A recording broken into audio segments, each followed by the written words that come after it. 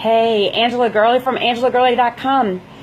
And I was on a webinar the other night, and I heard about this poem that I want to share with you. I don't know if when you hear things, you go look them up, and they speak to you so profoundly.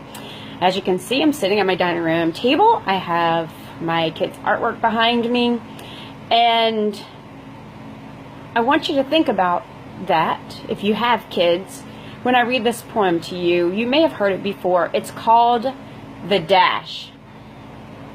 And it was so powerful, I just had to share it. I was going to do it in a video, but I really wanted to read it to you. So pardon if I look away a little bit, but I wanted to read it to you. I read of a man who stood to speak at the funeral of a friend. He referred to the dates on her tombstone from the beginning to the end. He noted that first came the date of her birth and spoke the following date with tears.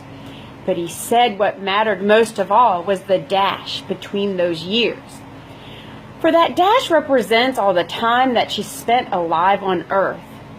And now only those who loved her know what that little line is worth. For it matters not how much we own, the cars, the house, the cash. What matters is how we live and love and how we spend our dash. So think about this long and hard. Are there things you'd like to change? For you never know how much time is left that can still be rearranged. If we could just slow down enough to consider what's true and real, and always try to understand the way other people feel, and be less quick to anger and show appreciation more, and love the people in our lives like we've never loved before.